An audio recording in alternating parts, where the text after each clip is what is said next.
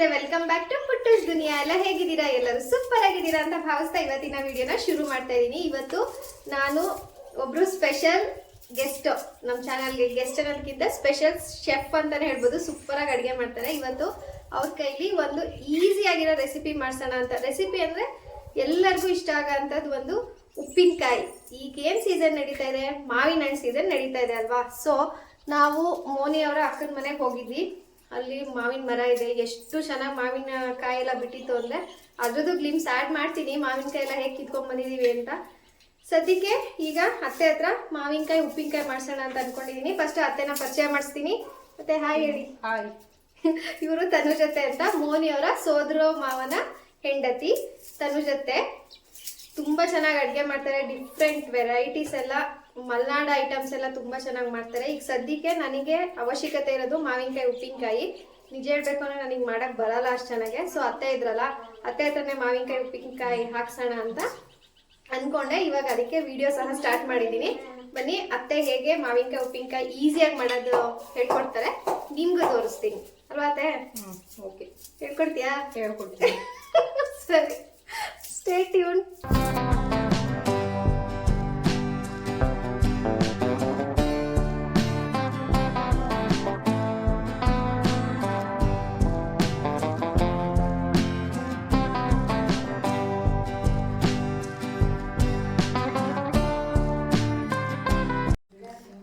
ಮತ್ತೆ ಸ್ಟಾರ್ಟ್ ಮಾಡಿದ್ಯಾ ಆಲ್ರೆಡಿ ಉಪ್ಪಿನಕಾಯಿ ಮಾಡೋದು? ಓಕೆ, ಮಾಡಿದ್ನಿ. ಏನೇನ್ ಮಾಡ್ತೀರಿ ಅಂತ ಫಸ್ಟ್ ಹೇಳ್ಬಿಡು. ಅದಕ್ಕೆ 1 ಸ್ಪೂನ್ ಅಷ್ಟು ಮೆಂತ್ಯ ಡ್ರೈ ರೋಸ್ಟ್ ಮಾಡ್ಕೊಂತ ಇದ್ದಾರೆ. ಎಣ್ಣೆ ಹಾಕ್ತಾನೆ ಡ್ರೈ ರೋಸ್ಟ್. ನೋಡಿ ಫ್ರೆಂಡ್ಸ್, ಜೇನುತುಪ್ಪ, ಅದು ಜೇನುತುಪ್ಪದ ಬಾಟ್ಲು, ಬೇರೆ ಏನು ಅಂತ ಅನ್ಕೊಂಬೇಡಿ. ಪ್ಯೂರ್ ಜೇನು, ಮಡಿಕೇರಿಯಿಂದ ತಂದಿರೋದು. ಅವ್ರ ಮನೇಲೆ ಜೇನಿಂದು ಬಾಕ್ಸ್ ಎಲ್ಲ ಇಟ್ಟು ಅವರೇ ಜೇನನ್ನ ತೆಗಿತಾರೆ, ಮಾರ್ತಾರೆ. ಸೊ ಆ ಥರದ್ದು ಪ್ಯೂರ್ ಜೇನು ತಂದಿದ್ದೀವಿ. 650 ರುಪೀಸ 700 ಅಂತ ಅನ್ಸುತ್ತೆ ಅದು 1 ಲೀಟ್ರ್ ಬಾಟಲ್. ಈಗ ನೆಕ್ಸ್ಟು ಜೀರಿಗೆ ಹಾಕೊಂತ ಇದ್ದೀನಿ 1 ಸ್ಪೂನು. ಓಕೆ, ಒಂದೇ ಸರಿ 2 ಸರಿ ಏನಾಗಲ್ಲ. 1 ಸ್ಪೂನು ಮೆಂತ್ಯ, 1 ಸ್ಪೂನ್ ಜೀರಿಗೆ, 2 ಡ್ರೈ ರೋಸ್ಟ್. ಓಕೆ, ಆಮೇಲೆ ಸಾಸಿವೆ 1 ಸ್ಪೂನು. ಸಾಸಿವೆ ಅದು ಸ್ಪೂನ್ ಲೆಕ್ಕದಲ್ಲಿ ಹಾಕೊಬೇಕು. ಇವರೆಲ್ಲ ಎಕ್ಸ್ಪರ್ಟ್ಸ್ ಅಲ್ವಾ, ಕೈಯಲ್ಲೇ ಅಂದಾಜಲ್ಲಿ ಹಾಕ್ಬಿಡ್ತಾರೆ. ನಮಗೆಲ್ಲ ಸ್ಪೂನ್ ಲೆಕ್ಕದಲ್ಲಿ 1 ಸ್ಪೂನ್ ಅಲ್ವಾ ಅತ್ತೆ?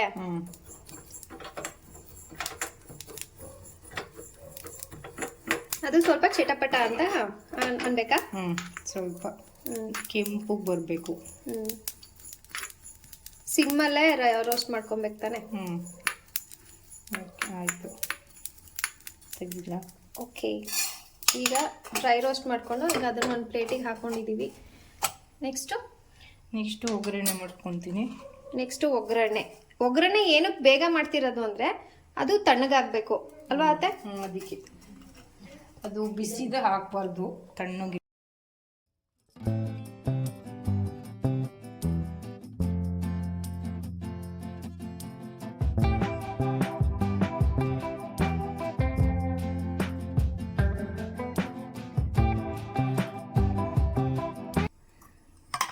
ಇದರಲ್ಲಿ ಒಂದು 4-5 ಸ್ಪೂನ್ ಎಣ್ಣೆ ಇರ್ಬೋದು ಅಲ್ವಾ?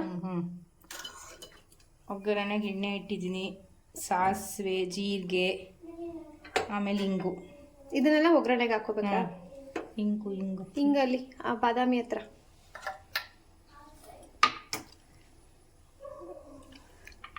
ಎಣ್ಣೆ ಕಾಯ್ದಿದೆ, ಸಾಸಿವೆ ಹಾಕ್ತಾ ಇದ್ದೀನಿ, ಜೀರಿಗೆ ಹಾಕ್ತಾ ಇದ್ದೀನಿ, ಸ್ವಲ್ಪ ಇಂಗು ಸ್ಟ್ರಾಂಗ್ ಆಗಿದೆ. ಓಕೆ, ಆಯಿತು. ಬೆಳ್ಳುಳ್ಳಿ ಇಲ್ಲ, ಬೆಳ್ಳುಳ್ಳಿ ಒಗ್ಗರಣೆಗಲ್ವಾ? ಒಗ್ಗರಣೆ ಸಹ ರೆಡಿ ಆಯಿತು. ಈಗ ನೆಕ್ಸ್ಟು ಮಾವಿನಕಾಯಿ ಹೆಚ್ಕೊಬೇಕು. ಮಾವಿನಕಾಯಿ ಈಗ ಮಾವಿನಕಾಯಿ ಎಲ್ಲ ತೊಳ್ಕೊಂಡು ಒರೆಸ್ಕೋಬೇಕು. ಒರೆಸ್ಕೊಂಡು ಹೆಚ್ಕೊಬೇಕು. ಹೆಚ್ಕೊಂಡು ಉಪ್ಪಿನಕಾಯಿ ಹಾಕೋದು, ಆಮೇಲೆ ತಿನ್ನೋದು.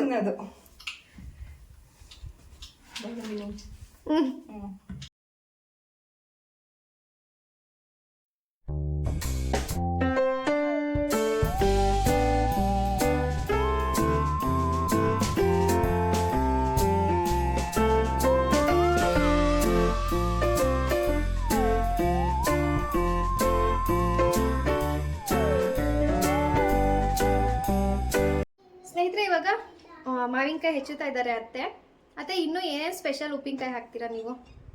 ಎಲ್ಲ ತರ ಉಪ್ಪಿನಕಾಯಿ ಹಾಕ್ತೀನಿ. ನೆಲ್ಲಿಕಾಯಿ ಅಂದ್ರೆ ನೀವ್ ಹಾಕೋದ್ರಲ್ಲಿ ಏನ್ ತುಂಬಾ ಸ್ಪೆಷಲ್ ಇಷ್ಟ ಎಲ್ಲರಿಗೂ ಇಷ್ಟ ಆಗಂತದ್ದು? ಹಾಕೋದು ಎಲ್ಲದನ್ನು ಇಷ್ಟಪಡ್ತಾರೆ ಎಲ್ಲ. ನಿಜ ಅದು, ಯಾಕಂದ್ರೆ ತುಂಬಾ ಚೆನ್ನಾಗಿ ಹಾಕ್ತಾರೆ. ಹಾಗೆ ಇನ್ನೊಂದು ವಿಷಯ ಹೇಳ್ಬೇಕಿತ್ತು ಸ್ನೇಹಿತರೆ, ನಮ್ಮ ಮಲೆನಾಡಲ್ಲಿ ಹುರುಳಿ ಕಟ್ಟು ಅಂತ ಮಾಡ್ತಾರೆ. ಹುರುಳಿ ಕಾಳನ್ನ ಒಂದು 3-4 ದಿನ, ಸಾರಿ ಮಕ್ಳು ಗಲಾಟೆ ಮಾಡ್ತಿದ್ದಾರೆ, ಅಕ್ಕನ ಮಕ್ಳೆಲ್ಲ ರಜಕ್ಕೆ ಬಂದಿದ್ದಾರೆ, ಸೊ ಅವ್ರಿಗೆ ಎಷ್ಟು ಹೇಳಿದ್ರು ಕೇಳ್ತಾ ಇಲ್ಲ, ಪ್ಲೀಸ್ ಇಗ್ನೋರ್ ಮಾಡಿ.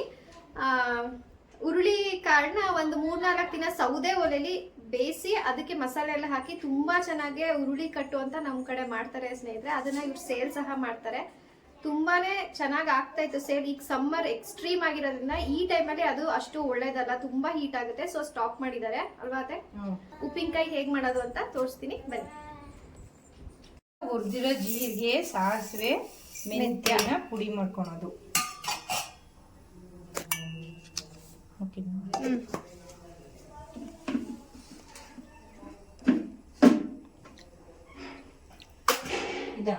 ಅದೇ ಇದೇ ಜಾರಿಗೆ ಒಂದು 2-3 ಗೆಡ್ಡೆ ಬೆಳ್ಳುಳ್ಳಿ ಹಾಕೋದು. ನಾವೊಂದು 7-8 ಮಾವಿನಕಾಯಿ ತಗೊಂಡಿದೀವಿ, ಅದಕ್ಕೆ ಒಂದು ಬೆಳ್ಳುಳ್ಳಿ ಫುಲ್ಲು. ಒಂದು ಬೆಳ್ಳುಳ್ಳಿ ಎಲ್ಲ 2-3 ಬೆಳ್ಳುಳ್ಳಿ. ಹೌದಾ? 2-3 ಬೆಳ್ಳುಳ್ಳಿ ಫುಲ್ ಹಾಕೊಂಡಿದೀವಿ.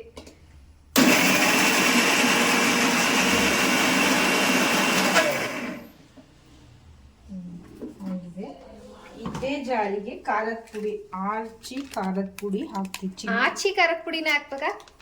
ಅದು ಕಲರ್ ಬರುತ್ತೆ ತುಂಬಾ, ಅದಕ್ಕೆ ಅದನ್ನೇ ಯೂಸ್ ಮಾಡ್ತಿದ್ದೀನಿ. ಅದನ್ನ ಮಿಕ್ಸಿ ಮಾಡ್ಕೊಳಕ್ಕೆ ಆ ಕಡೆಯಿಂದ ಉಪ್ಪಿನ ನೀರು ಅಂತ ಉಪ್ಪು ಮತ್ತೆ ನೀರನ್ನ ಮರಳಿಸಿ ಆರಿಸ್ಕೊಂಡು ಹಾಕೊಂಡಿದ್ದೀನಿ. ಫಸ್ಟ್ ನೀರ್ ಮರಳಕ್ಕಿಟ್ಟು ಉಪ್ಪು ಹಾಕ್ಬೇಕು, ಆಮೇಲೆ ಮರಳದ್ಮೇಲೆ ಇಲ್ಲ ಹೆಂಗೆ ಅದು ನೀರಿಟ್ಟು ಉಪ್ಪು ಹಾಕ್ಬಿಟ್ಟು ಮರಳಿಸೋದು. ಅದು ಆರಿದ್ಮೇಲೆ ಮಿಕ್ಸಿ ಮಾಡ್ಕೊಳೋದು. ಇದೇ ಮಸಾಲೆ ಇದಕ್ಕೆ, ಇಲ್ಲ ಅಂದ್ರೆ ಅದು ಡ್ರೈ ಆಗುತ್ತಲ್ಲ ಅಂತ. ಉಪ್ಪಿನ ನೀರೇ ಹಾಕ್ಬೇಕು ಮಾಮೂಲಿ.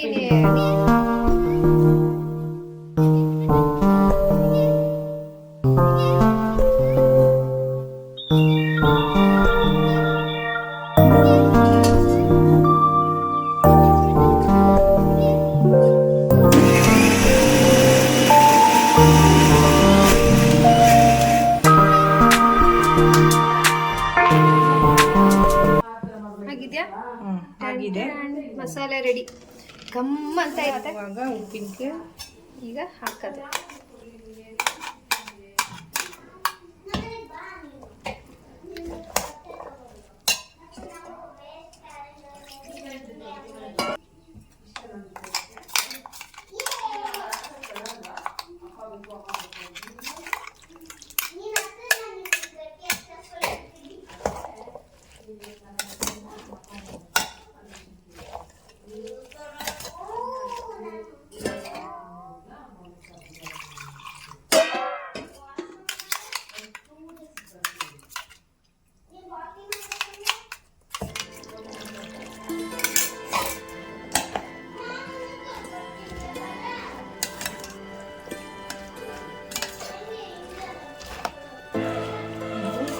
ಡ್ರೈ ಆಗುತ್ತೆ ಅಂತ ನಾನು ಉಪ್ಪಿನ ನೀರು ಮಾಡ್ಕೊಂಡು ಹಾಕ್ಕೊಳ್ಳೋದು.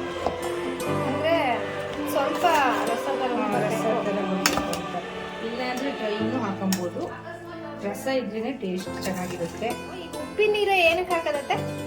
ಇದು ಡ್ರೈ ಆದರೆ ಚೆನ್ನಾಗಿರಲ್ಲ, ರಸ ಇದ್ರೆ ಟೇಸ್ಟ್ ಇರುತ್ತೆ ಅಂತ ನಾನು ಉಪ್ಪಿನ ನೀರು ಮಾಡ್ಕೊಂಡು ಹಾಕೋದು. ರಸ ಇದ್ರೆ ತುಂಬಾ ಚೆನ್ನಾಗಿ. ಮದ್ವೆ ಮನೇಲೆಲ್ಲ ಈ ತರ ಮಾವಿನಕಾಯಿ ತುಂಬಾ ಚಿಕ್ಕದಾಗಿ ಹೆಚ್ಚಿ ಉಪ್ಪಿನಕಾಯಿ ಹಾಕಿರ್ತಾರೆ ಅಲ್ವಾ?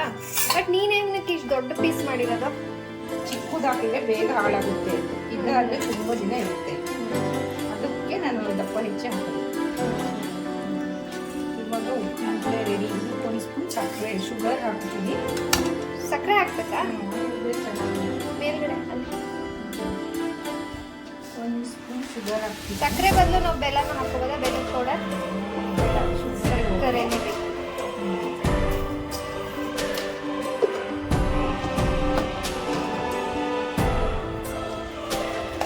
ಉಪ್ಪಿನ ನೀರೇ ಹಾಕಿರೋದ್ರಿಂದ ನಾವು ಮೇಲೆ ಇಲ್ಲಿ ಉಪ್ಪು ಹಾಕೊಂಡಿಲ್ಲ.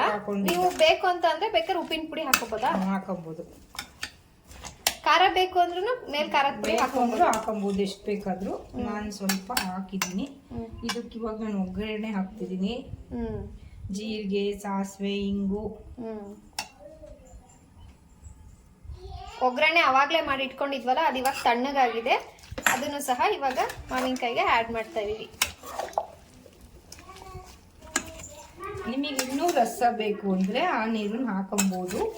ಇನ್ನು ನಮಗೆ ತೆಳ್ಳಗಾಗ್ಬೇಕು ಅಂತ ಅಂದ್ರೆ ಉಪ್ಪಿ ನೀರು ಜಾಸ್ತಿ ಹಾಕೊಂಡ್ರೆ ಉಪ್ಪು ಹಾಕ್ಬಿಟ್ರೆ ಇಲ್ಲ ಆಗಲ್ಲ. ಉಪ್ಪು ಹಾಕೇ ಇಲ್ವಲ್ಲ ನಾನು ಇದಕ್ಕೆ, ಅದೇ ನೀರಲ್ಲಿ ಎಲ್ಲ ಇದಾಗುತ್ತೆ. ಅಂದ್ರೆ ಒಂದು ಅಂದಾಜಲ್ಲಿ ನಿಮಗೆ ಯಾವ ಕನ್ಸಿಸ್ಟೆನ್ಸಿ ಬೇಕು ಆ ಕನ್ಸಿಸ್ಟೆನ್ಸಿ ಅಷ್ಟು ನೀರ್ ಆಡ್ ಮಾಡ್ಕೊಂಡ್ರೆ ಆಯ್ತು. ಉಪ್ಪಿನ ನೀರೇ ಹಾಕೊಬೇಕು ಒಟ್ನಲ್ಲಿ. ಮತ್ತೆ ಬಿಸಿ ಇರಬಾರ್ದು, ನೀರ್ ತಣ್ಣಗಾಗಿರ್ಬೇಕು. ಒಗ್ಗರಣೆನೂ ಸಹ ಬಿಸಿ ಇರಬಾರ್ದು, ತಣ್ಣಗಾಗಿರ್ಬೇಕು. ರೆಡಿನಾ? ಉಪ್ಪಿನಕಾಯಿ ರೆಡಿ. ಮಾವಿನಕಾಯಿ ಉಪ್ಪಿನಕಾಯಿ ರೆಡಿ ಟು ಈಟ್. ಟೇಸ್ಟ್ ಮಾಡೋಣ ಹೆಂಗಿದೆ ಅಂತ. ನಂಗಂತೂ ಆಸೆ ಆಗ್ತಾ ಇದೆ, ಬಾಯಲ್ಲಿ ನೀರು ಬರ್ತಾ ಇದೆ. ತಿನ್ನೋಣ ಸ್ನೇಹಿತರೆ. ಫ್ರೆಶ್ ಏನಿದು ಗಿಳಿ ಮಾವಿನಕಾಯಿ ಉಪ್ಪಿನಕಾಯಿ ರೆಡಿ ಆಗಿದೆ. ತನು ಜೊತೆ ತುಂಬಾ ಚೆನ್ನಾಗಿ ಹಾಕಿದ್ದಾರೆ ಅಂತ ಅನಿಸ್ತಾ ಇದೆ. ಘಮ್ ಅಂತ ಇದೆ. ಫಸ್ಟ್ ಟೇಸ್ಟ್ ಮಾಡಬೇಕು. ಬನ್ನಿ ಟೇಸ್ಟ್ ಮಾಡೋಣ ಹೇಗಿದೆ ಹೇಳ್ತೀನಿ.